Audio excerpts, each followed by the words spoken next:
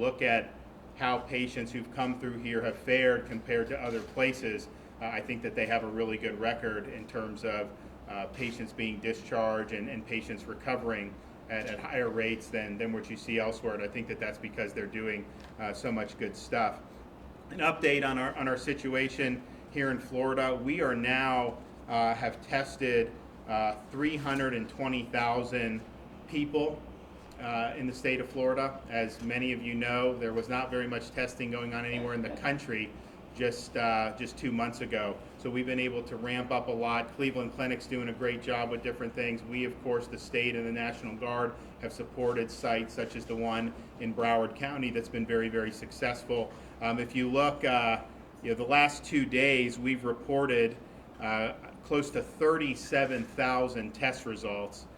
We've had under 2,000 positives out of that, and so in terms of new cases, because there are people that test positive when they're in isolation, they need 2 negatives to get out, but in terms of the new cases. So what we're seeing is the percentage of people who are going in to test that test positive is declining. Florida already had a pretty low percentage. Some of these other places throughout the country have been as high as 50%. Some of them are still 30%, 25%. Here, if you look at the last week, the average positivity rate for new individuals was about 7.5%. So that's a good sign that things are going in a good direction. And of course, if you look at the hospitalizations, we are at the lowest number of patients in the ICU statewide today than we have been certainly for the last week. I think probably maybe for the last 10 days.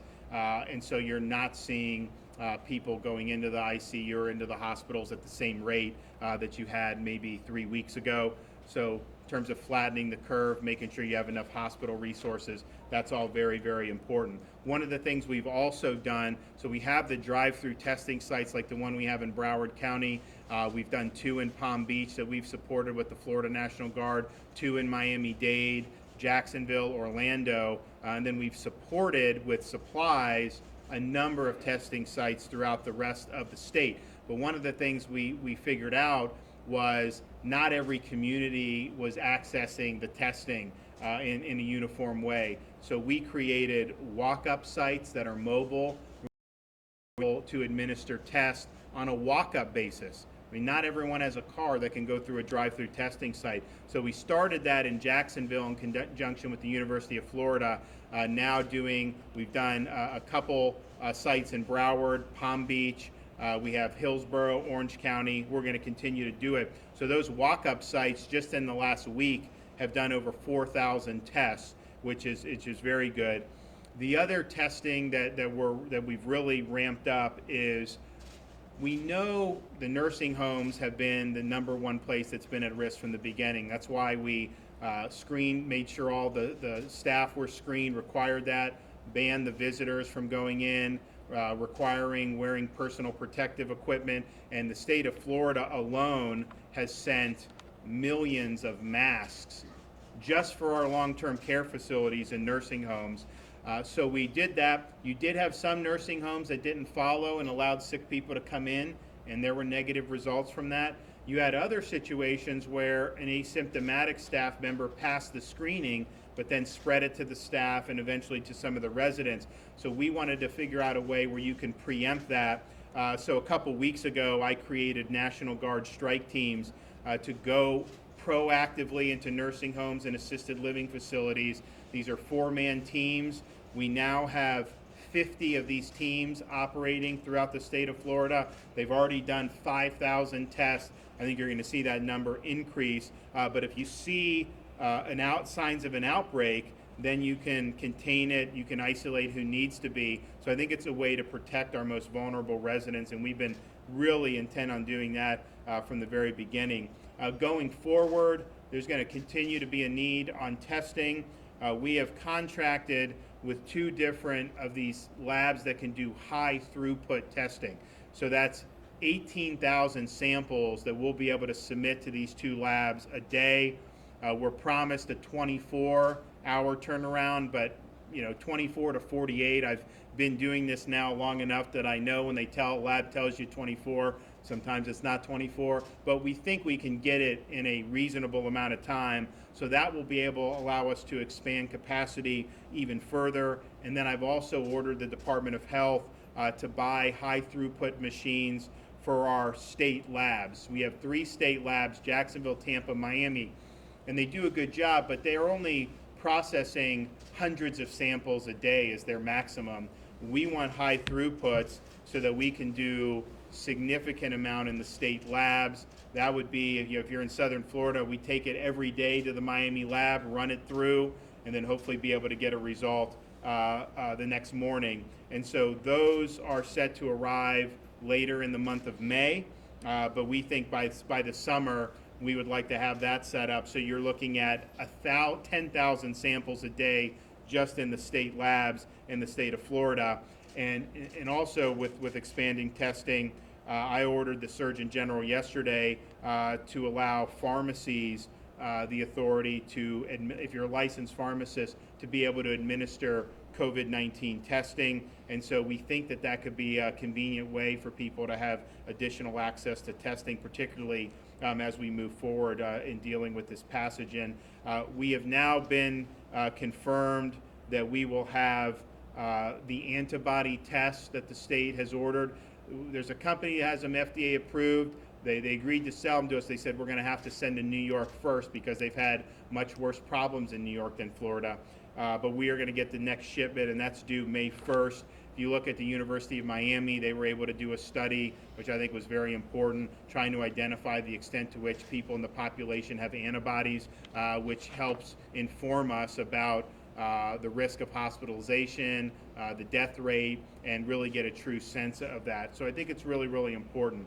And I'll mention, and I'll let Dr. Barsoom talk about it, but they're doing a lot of this plasma therapy. So people that have the antibodies who have already gone through and recovered from the illness, they have an opportunity to donate blood, and then people at the Cleveland Clinic and other places, they can use that for treatment. And we think that there's some positive signs with that.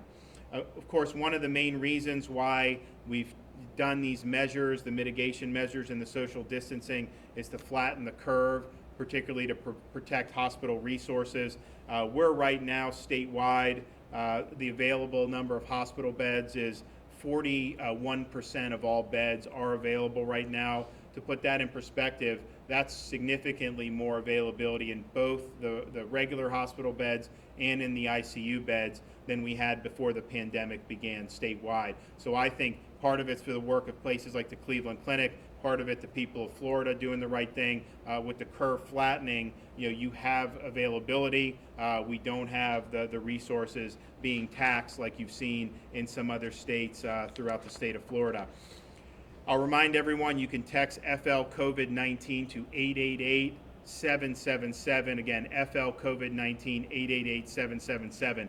I wanted to give Dr. Barsoom and his colleagues an opportunity to talk about some of the things that they've done at the Cleveland Clinic, and then when they're done, I may just ask some questions, have a conversation, because he's had some great insights along the way. And you go back 6 weeks, there were a lot of people in his position that were saying a lot of things.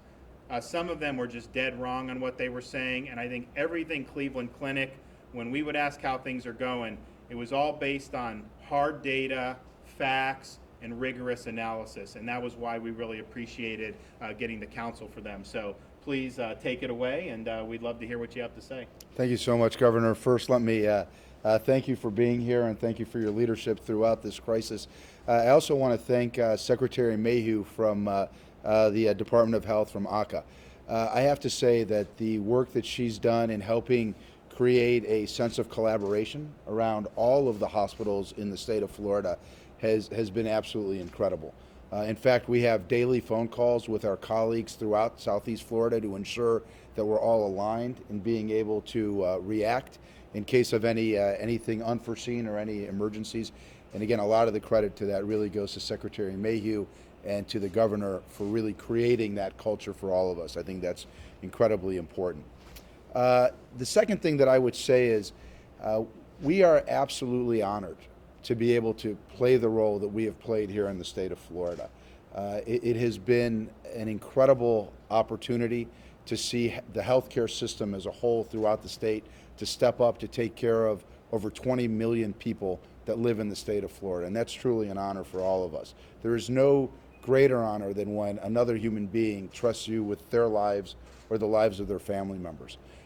We've been able to do some really cutting-edge things here. You heard from the governor a little bit about plasma therapy, and I'm going to, in a few minutes, ask my colleague, Dr. McWilliams, who's the head of our infectious disease department, talk about that. We've also been using the artificial lung, or the ECMO machine, ECMO machine. Those are for patients that are failing ventilators and need another level of care. We've had 3 patients that have been treated with ECMO. 2 have already been taken off of ECMO and have succeeded. We continue to have 1 patient who's still being treated with ECMO, and we have a good hopes in terms of how that will turn out for that patient. So again, that's a truly cutting-edge treatment. Much of what we're doing is based on starting clinical trials to determine the very best way to treat our patients. As you know, we've never treated COVID-19 until now. We're learning things every single day. So every day as we learn more, we're applying that into our clinical practices, and we're spreading the word. So we have 66,000 caregivers around the world that are laser focused right now on ensuring that everything we learn can be used for the betterment of humanity. And I think that's a great message to put out. I also think that you're seeing that from not only the Cleveland Clinic, but other great healthcare systems throughout the state of Florida. Again, working together to try to make sure that our patients get the very best care. The last thing that I'll mention was that we did announce earlier this week the Global Center for Evolving Pathogens, which is going to be headquartered right here in our own state, up in Port St. Lucie, right across the street from right across the lake from Cleveland Clinic Tradition Hospital in the new Cleveland Clinic Florida Research and Innovation Center, as well as up in our campus up in Cleveland. So we will have investigators from around the country that are coming together now, both here in Florida and up in Ohio, to lead research on not only vaccine development, but treatments around immuno-oncology, using your own antibodies to treat cancers, and really having a better sense of how we can take better and better care of our patients. So with that, I'm going to ask Carla McWilliams to weigh in a bit on the work that's been being done in terms of cutting-edge care for our patients here in Florida. Thank you, Dr. Weston, and once again, thank you, Governor DeSantis, for coming down to see us today.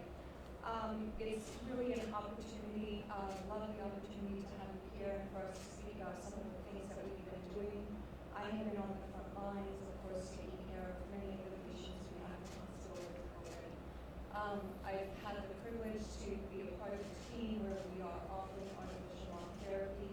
As Dr. Darcy mentioned, we successfully taken 2 patients off, and we still have 1 more patient who is on the artificial lung bypass. For treatment, we have convalescent plasma therapy we are providing to patients. We're also working on several clinical trials in collaboration with our colleagues in Ohio. Some of those clinical trials are directed towards outpatients who are otherwise well at home, and some of those clinical trials are targeted towards our inpatient population. Several of them were going to be IRB approved yesterday on our main campus in Cleveland, and we expect to have those trials up and running next week. Thank you very much, Carla. And then to my left here is Dr. Greg Rosenkrantz. Dr. Rosenkrantz is the president of Cleveland Clinic Indian River Hospital. He came to us after serving as both the dean of the medical school at University of West Virginia, as well as the chair of medicine at the Cleveland Clinic up in Cleveland. Greg, if you can touch on the work that we've been doing in the community throughout the Treasure Coast as well. Thank you, Will, and again, thank you, Governor DeSantis, for being here and your leadership during this time. A couple things. It is an honor and privilege for us to care for our communities, to care for our fellow human beings, to care for the state of Florida, and we'll never forget that. It is a privilege. A couple things. The community is part of our core 4 pillars in the best of times, and it's an especially important part now, never more so. And so what are we doing to protect and to serve our communities, not just in the hospital, but beyond the walls of the hospital, in all of our communities. So first and foremost is communication, and it's close communication, daily communication with our local government leaders, with our local health departments, and with our local long-term care facilities to, in fact, protect our most vulnerable and those that have the potential to have the worst outcomes with COVID. We also have partnered with our first responders across the Treasure Coast to provide care and treatment and comfort to them as necessary. The other key partnerships, again, local health departments, etc. We will be available and we will flex our hours as necessary, as we have done already, to serve our communities, to be transparent with our communities with the data and the statistics that are there, and to serve them as the needs may arise. So again, the community is one of our 4 care pillars in the best of times, and it absolutely is a focus today. Thanks, Greg. Last comment I'll make, just on behalf of my colleagues here, as far as medical professionals go. One thing that I do think is important for everybody to recognize is that it's never happened in any of our lifetimes that we have reversed a viral quarantine.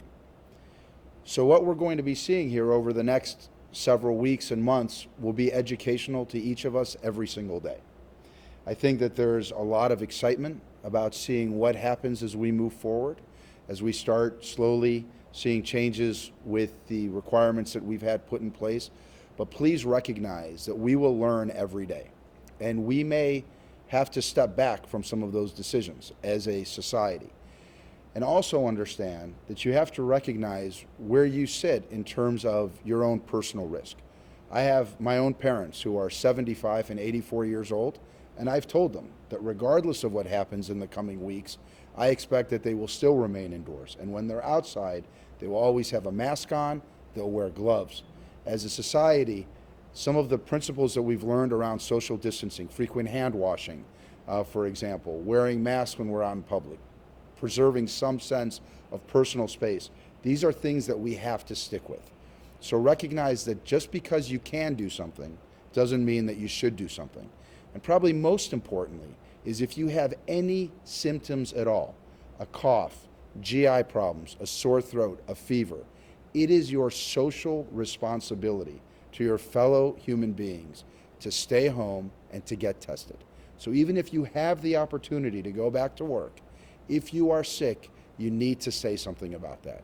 That it is just too much of a risk to allow our fellow humans to get sick because somebody doesn't want to say something about it. So please take that advice seriously.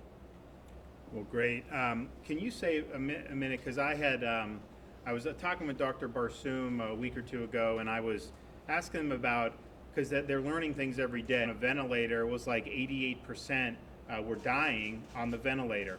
And so how are you guys handling that? And I think the results here have been better. So can you talk about the experience you've had? Sure, happy to. And I'll ask Carla as well to weigh in on this. So a couple of the things that we've learned early on from our colleagues around the world, candidly, is that for patients that look like they're going to require intubation, early intubation is likely better than late intubation. That's number one. The second is using lower tidal volumes also seems to do better for the lungs, and prone positioning. So it's not uncommon that somebody would be intubated but actually turned over on their stomach. It actually is easier to ventilate the lungs. There are also some medications that we've used to assist with that, and in patients that don't continue to improve, that's where the ECMO machine or the artificial lung has come in handy for us. Carla, do you want to comment some more there? Absolutely, I echo everything Dr. Weston has said. One of the things that's important in our respiratory support for patients is early proning, so the lungs are able to ventilate better. So even for patients who are not yet on a ventilator, but are still requiring high oxygen amounts, we actually ask them to lay down on their stomach and to breathe that way to help improve aeration in the lungs. And in terms of even the plasma therapy, there's been reports in other respiratory viruses that the plasma therapy may be very helpful for patients. It's probably much more helpful to give it early rather than late. So in other words, give it to someone before they need to be on a ventilator and we know that they are quite ill. And that's one of the strategies that we have employed here. Our success is anecdotal and more clinical trials and more clinical data will come out, but so far it seems to be a strategy for us. And then what's I think you gave me a number of ventilators, the fatality rate compared to New York. What was your rate? So right now across the Cleveland Clinic system right now, we have at least a 60% survivorship for patients that have gone on ventilators across our system. And I think New York's was what, 88% were fatalities, or at least some of the numbers that have been very, very high numbers coming out of New York. Can you just talk about kind of the trends you're seeing? I mean, obviously, we were prepared for kind of a peak, and we did see, more people coming. Now we're in kind of a different posture. So do you think, at least locally, that you guys have peaked here? Yeah, so if you look at our numbers, at one point we had about 42 COVID-19 positive patients in our hospital. Of those that end up in the hospital, about 50% were going to the intensive care unit. And of that 50% going to the intensive care unit, about 2/3 of them were eventually requiring ventilation. Today we have about 20 patients in the hospital. So we are clearly seeing patients improving and going home and getting back to their lives, which I think is an incredible thing to be confident of. As well, if you look at some of the data across the state, we've seen a significant decrease in the percentage of new patients each day over the course of the last 2 weeks, as well as the number of deaths per day over the course of the last 2 weeks. So when you look at principles of quarantines and reversing quarantines, that's one of the first things that you want to look for, is that over at least a 2-week period, you're seeing a consistent decrease in the number of new cases and the number of deaths each day, and I'm happy to see that we are seeing that. Can you speak a little bit? I think when this coronavirus first became an issue, I think actually a lot of people in February, I remember, were downplaying it, saying that it was not such a big deal. Then something changed. There was a lot of particularly media attention on it, and I think that people got really, really scared. I mean, it's fear of the unknown. Obviously, when you have a pathogen that there's not a verified treatment for, much less a vaccine, and so I think people have been very, very on edge with this, and more on edge than I would say people were after 9/11 even, or the financial crisis. I mean, it's been a real, I think, a shock, and I think it's caused a lot of people to get scared. And one of the concerns I have, and I think that you guys have seen this, is as the coronavirus has become the all-encompassing issue, you're not seeing as many people come to the hospital with stroke symptoms or heart symptoms. Now, maybe magically people just aren't having heart attacks anymore, strokes, but I think part of that is people don't feel comfortable coming in to the hospital because of fear of coronavirus. So can you speak to some of the fear that's out there and talk to people who may have symptoms of other diseases about, is it a smart thing to not seek medical attention? Sure. I think that's a great question, Governor. So the first thing I would say is, you're absolutely right. I think the biggest fear is the fear of the unknown. And, here in the United States, and specifically here in Florida, we had some very real advantages over some of our colleagues around the world. We knew that there was a novel virus and that it was likely coming. We knew what that virus was. We had some of the basic statistics around that virus, and we had the opportunity to gear up to be prepared for a potential surge if in fact it was going to come. So really kudos goes out, I think, to all the healthcare professionals throughout the state that were ready to ramp up if we needed it. It's nothing short of monumentous, to be perfectly candid, that we didn't see the big surge that many of us were, that people took the idea of social distancing and quarantining seriously, that they took it to heart and they stayed away from others, that people got tested when they had symptoms, and that has put us in a much better position today. Unfortunately, it's also put many folks in the position where they feel that going to a hospital when they're not feeling well may not be in their best interest.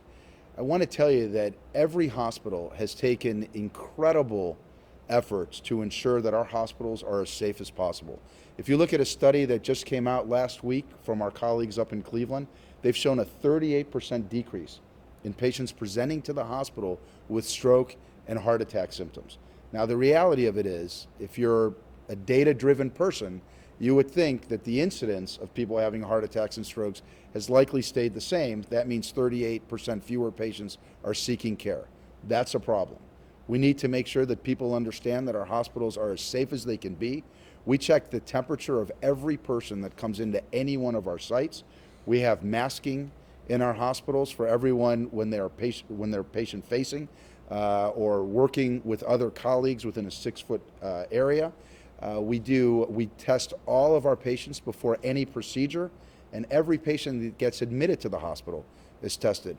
Carla, do you want to just touch a little bit on cohorting, how we make sure that we're not mixing COVID positive patients and COVID negative patients? I think that's important. Yes, absolutely. Thank you, Dr. Weston. As Dr. Weston said, we're very, very concerned about patients that have other conditions not coming in to seek care and the potential downstream consequences of that. And just to reassure the general public, our hospital, along with every other hospital, has gone through great lengths to create what we call cohort units. And what that means is all patients with COVID are put in a particular area of the hospital with dedicated staff.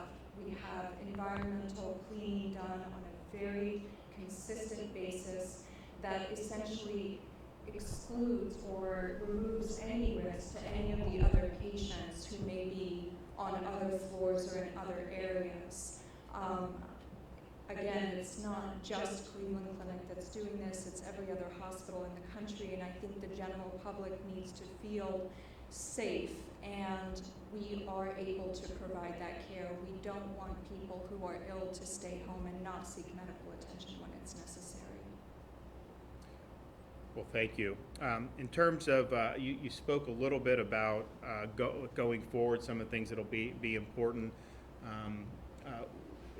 As people start to, and look, this is going to be a slow process, but as people start to transition, what do you think are some of the important things for people to keep in mind just in their daily lives if they're going to work? I mean, I think one thing that's going to be interesting in all this is, we've had a lot of businesses operating. I mean, these quote essential, some of them have gone to 90% telework.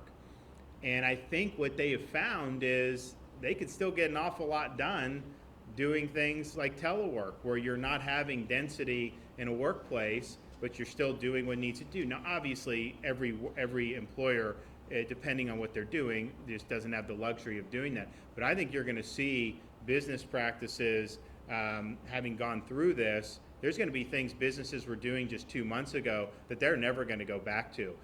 Some of the business travel, they haven't done it now in a month and a half. And if they're not missing a beat, was that really necessary? So I think you're going to see a lot of interesting things in terms of going forward. Businesses who went through this process and understood, hey, there's ways that you're able to do it. Now, there's different studies that have come out about the transmissibility of this thing, but I think most of them point to, if you're in a close, sustained contact with someone that's infected, usually in an enclosed environment, that's kind of the most risky situation. So if you're going to 90% telework, you're eliminating that density, and I think that's made a big difference, even for the businesses that continue to operate during this time. But I'll let you guys weigh in. Yeah, absolutely. These are all excellent points. Whatever can be done remotely in the same way that it would be done in a close proximity probably should stay that way, at least for the very near future.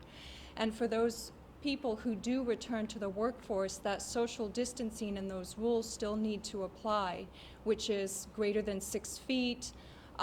We need to be wearing universal masks as we go back to work, and folks need to understand, if you develop symptoms of illness, it is our public duty and our inner right. We have to protect the integrity and the health of those who are around us. People need to know not to go to work ill and to seek testing and medical care when necessary. going forward, we one of the things that was pretty clear before we really started to see the virus hit the United States was looking at countries like South Korea, and obviously China. You really can't trust their numbers coming out of there, but South Korea is a democracy, and what they were putting out was, I thought, was credible. And if you looked at their numbers in late February, I mean, it was pretty clear that the overwhelming number of fatalities were people, not even just 65 and up, sometimes it was the 70, 75 and up cohort. And so that told us we really needed to do things early for nursing homes, assisted living facilities, but also message to people 65 and up and people that have significant underlying conditions. Avoid crowds, stay home as much as you can. And that was part of our strategy very early. Looking forward at those groups that are higher risk, the elderly and people who are 65 and plus.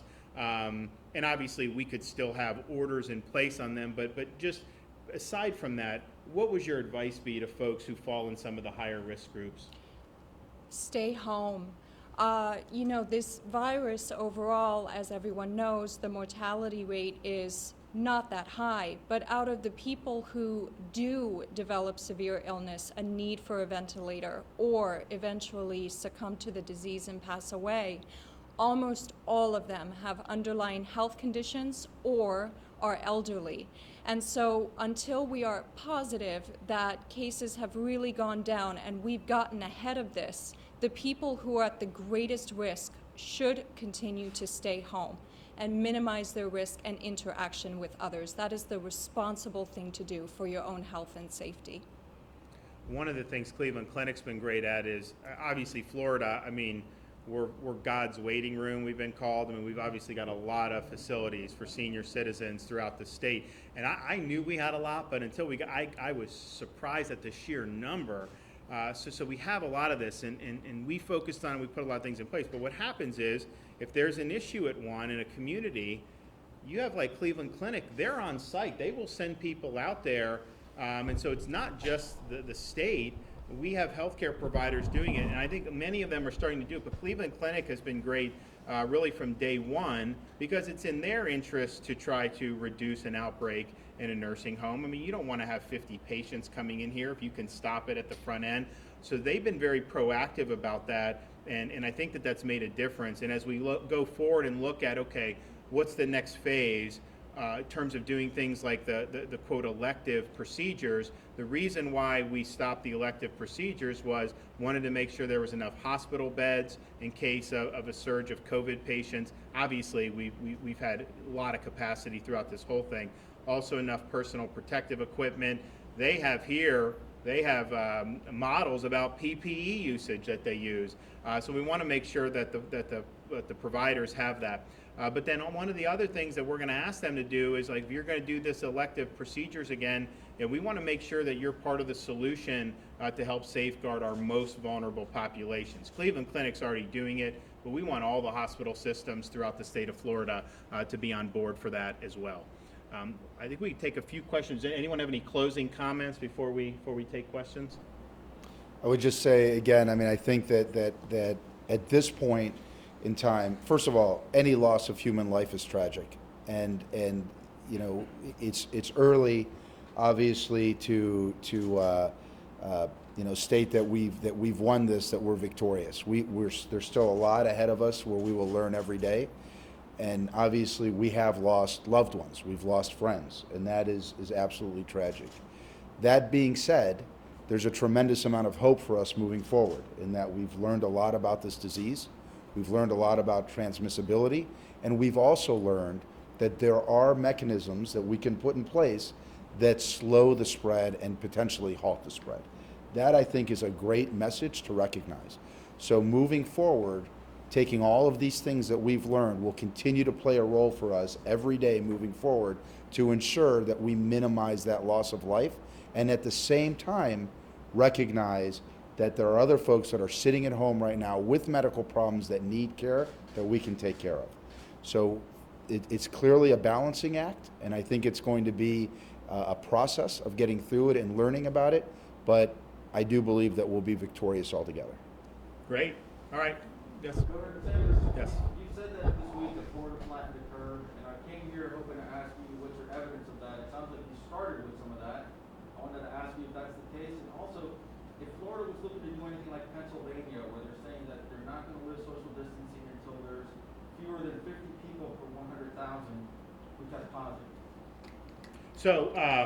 Well, I think the evidence. I mean, you look at the hospitalizations. I mean, we have less in the ICU. I mentioned, and then if you look at our testing positive rate, the last 2 days we've had results for almost 37,000 tests, and we have basically 2,000 positives for new Florida cases out of 37,000 tests. So if you compare that to some of these other places in the country where they're at 20%, 25%, that is like 6 or 7% positive, and we've seen that declining there. I think it's important for people to realize we've done more than most states to expand testing in areas that did not have access to, with our walk-up sites, with our National Guard strike teams, our drive-through sites. And so when you test more, you're going to find more cases, but it's at the rate that you're finding, and if that rate is declining, then you're doing a good job. And flattening the curve, there were papers in Florida a month ago saying that by this week, Florida would have 465,000 people hospitalized for COVID-19. And the fact of the matter is, this week, the number of people who've been in the hospital has hovered around 2,100 people, not 465,000. And so the fact that we have huge medical resources available, we have more space in available beds today, more ICU beds available today than before the pandemic began. That flattening the curve is all about making sure that the disease doesn't overwhelm the hospital system. And obviously we did a lot of things to make sure that we were protecting against that. But the fact of the matter is, we have a lot of space. No one thought that we would have this much space. The predictions, just understand, when you say 465,000 people would be hospitalized in the state of Florida, we only have 70,000 beds in the state of Florida statewide. So even if we built some more things, 1,000 beds here, if you have that many people, you're talking about hundreds of thousands of people who would not even be able to be hospitalized. And so when people are saying, we're saying that, they're effectively saying we were going to have hundreds of thousands of people die. Because if you don't have the ability to put them in a hospital and they're sick, in excess, other people not with this. So that's where the predictions were. Here's where we are, where we have, and that was the whole purpose of doing mitigation to begin with. Yes, sir. Governor, you had just mentioned surgical procedures. When can we expect you to give the okay that doesn't commence like MRIs or even some outpatient procedures? So as I think many of you know, we've had a task force meeting all of this past week about every possible issue moving forward: health, medical system, agriculture, business, you name it. And we had a great, robust discussion with some of the doctors, some of the hospital executives this week about that. Look, as I've said before, if you have enough space that can handle COVID, we hope to not see any uptick, but you could have an outbreak somewhere. And so if that happens, would you be able to handle it? Do you have enough PPE to handle it? Are you going to be proactive like Cleveland Clinic and work with the nursing homes? If you're doing that, and we feel good about that, then we can turn this on. Now, my order, I think, goes to May 8th. So we're going to be looking this weekend about how we're going to do that. But I think certainly we're going to need to do that. Elective procedures, I think when people hear that, they think it's like, I'm going to get like some type of cosmetic surgery or something. These elective procedures really do affect patients' health. You're talking about screenings. You're talking about things that are really important. And I understand why this was done, because we didn't know what was coming down the pike. But the fact that we have availability and can accommodate it, I think we do need to move in that direction. So we'll be announcing, I think, pretty shortly. But I do want to review all the task force findings. I obviously want to consult with different people, but I think that's going to have to be done. Governor, so I have a question about the antibody test, and it's a medical question, so the doctors maybe could jump in too. But are these tests looking specifically for the antibodies that are triggered with the coronavirus? So there's a coronavirus that causes the common cold, for example. That does not give us much predictive ability or data that's useful if you're getting what's effectively a false positive. So the FDA approved test that the state of Florida has ordered will rule out the other coronaviruses and will only let you know if you have the antibody for the current COVID-19, the current coronavirus that causes COVID-19.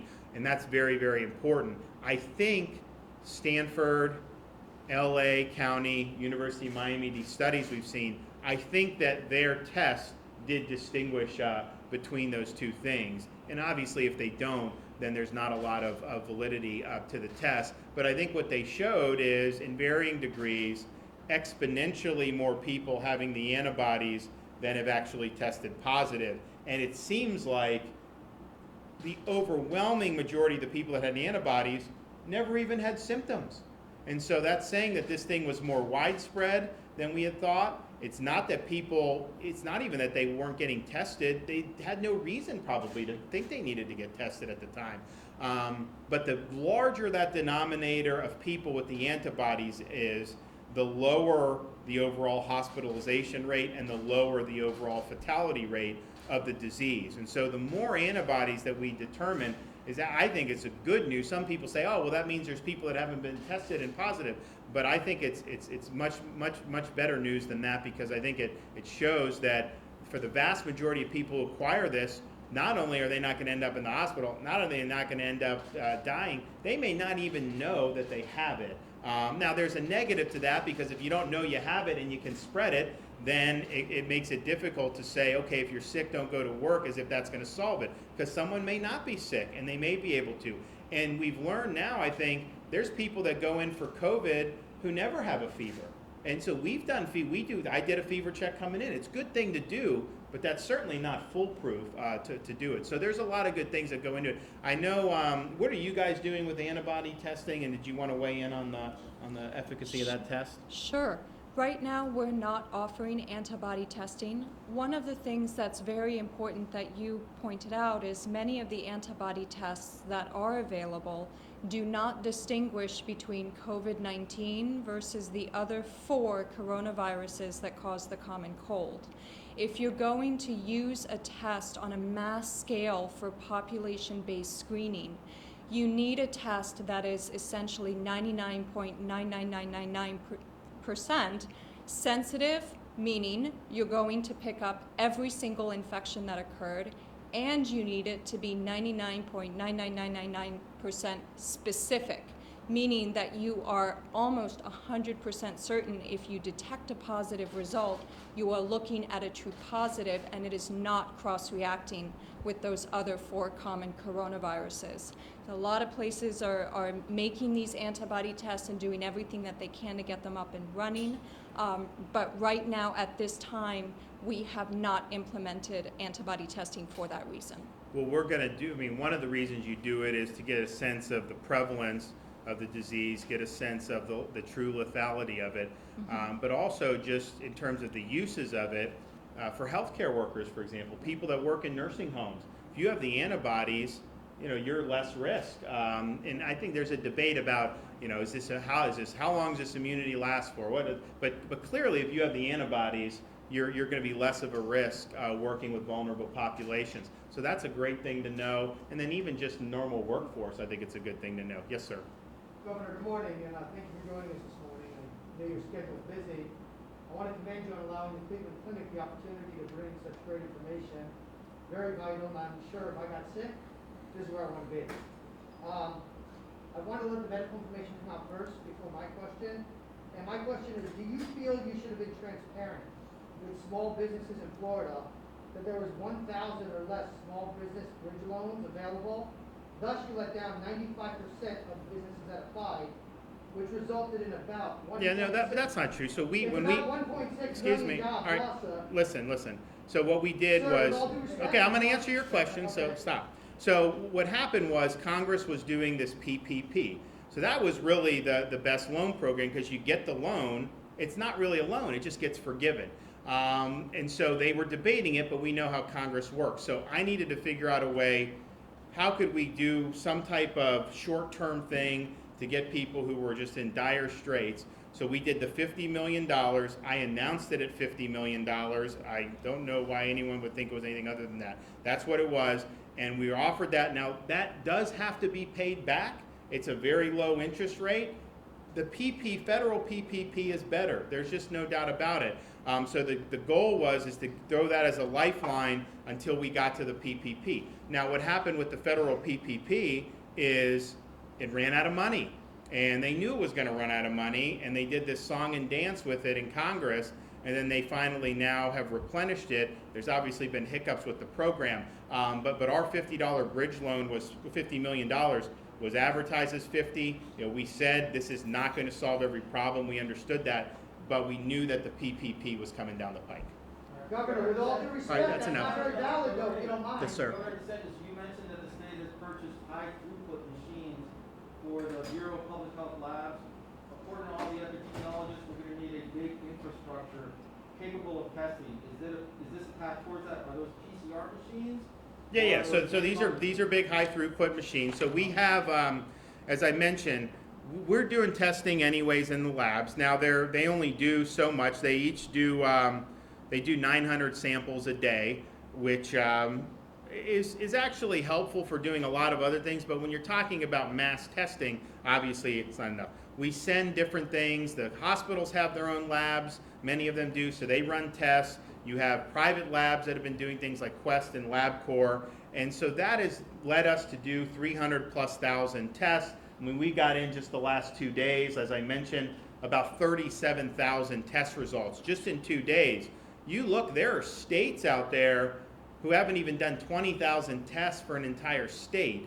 So that's a lot of tests, but we want to be able to expand capacity more. So the contracts right now in place allow us to do 18,000 samples. Now these contracts had just now been signed. We got to establish the process to get the samples there. So that'll be 18,000, and then the high throughput would do an additional 10,000.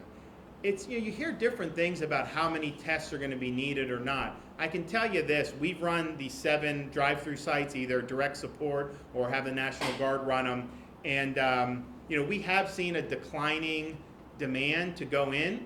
When they first came, there was a certain amount, and then it has kind of gone down, even as the criteria was expanded. Initially, when the test strips or the collection swabs were in such demand, we couldn't guarantee that we could test every single person with symptoms because we had to focus on the people that were most at risk, the 65 and up. But then as we went through that, as the demand waned, we expanded the testing criteria. So now, if you're 30 and you have coronavirus symptoms, you can go through these sites. And I think that's good. So having this additional capacity is important. But these sites do have more capacity right now. And I view that actually as a good thing, because you look at a place like Duval County, we've had the site there at the football stadium for a long time now, and we was 65 and plus with symptoms or underlying condition, healthcare workers, first responders, they didn't have enough people going through, so then they expanded the criteria. And look, if there's not demand for it, that may mean that there's not a lot of symptoms running around the community. So we viewed that as a good sign. Governor, just one more Yes, follow-up. sir. What about the Governor, with the contracts? reopening process, seems, with the serious situation here in South Florida compared to the northern part of the state, how far is South Florida behind the northern part of the state? And do you see a scenario where, the northern part might be up and running and how many weeks behind are we down here in South Florida? Well, we've worked with Southeast Florida differently from the beginning. I mean, we recognize the outbreak was different. You can see the number of cases linked to travel from New York City, for example. This is where people from New York City go, this part of Florida. So that was obviously an issue from the beginning. There were different things done in South Florida earlier that were not appropriate in other parts of the state at the time. And so I think you continue to view it. You look at right now, we still have 60% of the cases emanate from 3 counties in South Florida. they're 29% of the population, but yet 60% of the cases. I think over 60% of the fatalities, and I think over 60% of the hospitalizations. And so, of course, you keep that in mind. At the same time, you look at that phase 1 that the president has laid out. It's not terribly different from what we're doing now. I mean, it's not like there's not going to be a huge change in phase 1 if you look. Some of the things that they have on there, like, social distancing at like a sports arena, we're not doing in-person sports yet, no matter what. I mean, that's just not going to happen in May. I've been very vocal about trying to get UFC we have coming, WWE, Tiger Woods, and Mickelson, but that's all under the understanding. That's for TV, so people have some content. Obviously, those are, having relationships with those entities. I'd like them to come do big events here when the time is right, but that's going to be far from the future. So you're not going to do that. Another thing in phase 1, they say movie theaters with social distance. I'm not there yet on the movie theaters. I think it's an enclosed environment. You're much better off being outdoors than in an enclosed environment for this. That's just the reality. We don't have evidence of major outbreaks from outdoor. Doesn't mean it can't happen. Of course it could. If you had a big concert, everyone was piled in. But if you're going out for a run or doing that, whereas if you're in an enclosed space for a couple hours, it's just a little different. So I'm not that keen on that. They talk about elective surgeries. Obviously, we're moving in that direction. They talk about keeping the bars closed. We're going to keep the bars closed. So there's not a huge leap for phase 1, even in South Florida, I think. But of course, we're going to be consulting, and we're going to do it all based on data, kind of where trends are. I have talked to Dr. Barsoom, though, about some of these things. When you have restrictions, that can produce density in certain places. So for example, we've seen images of people like piling into Costco or some of these other places. You have a better chance of catching coronavirus most likely at a supermarket than you do walking your dog outside. And so if you look at something like a restaurant, if you had limited seating outdoors, would that reduce some of the density from the supermarkets? It may or may not. These are things that we're thinking about. But I would say phase 1 is a very, very small step forward. And I think the prudent way to do it is to be very methodical about this, be very data driven. I'm not in a rush, to do anything. I would rather do it right. And as Dr. Barsoom said, this is unprecedented in modern American history. Even the Spanish flu, they didn't do this. They did school closures, they staggered workplaces, they stopped big events. They didn't have a nationwide effective quasi shutdown like we've had in this country. So people, we don't really know what's going to happen going forward. But I think being judicious, I think really focusing on safety and making sure that what we're doing is based on the facts and that we're constantly evaluating. And it may be the situation where some part of the state or even a community there's an issue, and then you can make decisions to try to deal with that. But people should just know that we're in uncharted waters here. Nobody knows really what's specifically been effective or not, and no one knows what's going to be effective or not going forward. We think we may know certain things, but you got to be willing to constantly reevaluate everything that's going on. Okay? I understand there is, I don't know how big they are, because I haven't seen pictures or been there yet, but there are some protests, I think, this weekend, the reopen Florida one. Your perspective on those? I haven't seen very much on that. I think that people who want to see Florida go, I think a lot of them appreciate that I've been very measured on this. I've treated different parts of the state differently. What we're trying to do, and what we've tried to do, is to reduce the type of contacts that would lead to the transmission of the virus. But what that means is you don't arrest somebody for planting seeds in their yard. You don't, when they had them drive-in church service in one state, people didn't even leave their cars and they were getting tickets for that. That's unacceptable. We're doing this in a way, I think, that trusts people, that understand people should be treated with respect. And so I think you haven't seen the type of backlash here that you've seen in some of these other states. Because think about it. What right does government have to restrict you if it has no relationship at all to fighting an infectious disease? And some of this stuff that's been done, I think, has no real relationship to doing it. And so anything I've done, I think the folks locally here in Broward and Dade, when they've had to do things, I think they've focused on, okay, how do you, what can you do that would limit the spread of the virus? But beyond that, we don't really have, I don't think, legitimate authority to be doing it. And so I think some of these places that really got carried away, I think it spawned a backlash. And I think in Florida, I think people, it's been tough. It's been real tough. I mean, you talk about kids being out of school for working parents. You talk about people losing jobs like we've never seen before in this country or in this state. This has been very, very difficult for a lot of people. And of course, someone you know may end up contracting this virus. You know, most people have recovered, most people have been fine, but people have ended up in hospital. They've had brutal illnesses, even if they end up recovering.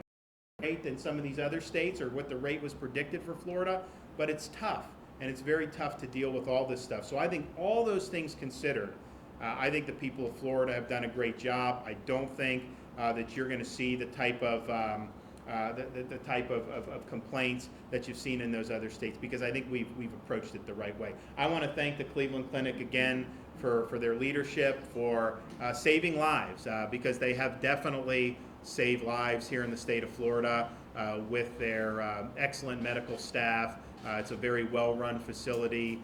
They thought very deeply about this virus from the beginning. They relied on really hard data and facts, and I just commend them for their efforts. It's been an honor to be able to work with you guys, so thank you. Thank you. All right.